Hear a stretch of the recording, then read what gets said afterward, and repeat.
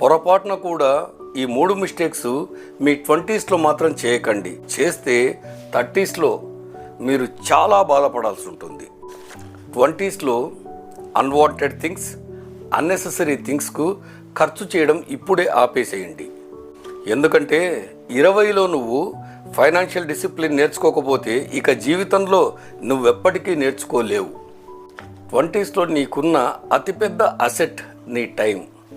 Unwanted పీపుల్తో, unnecessary థింగ్స్తో, day డ్రీమ్స్తో నీ కెరీర్ను పాడు చేసుకోకు. కెరీర్ పరంగా, ఆర్థికంగా, వ్యక్తిగతంగా ఎదగడం నేర్చుకో.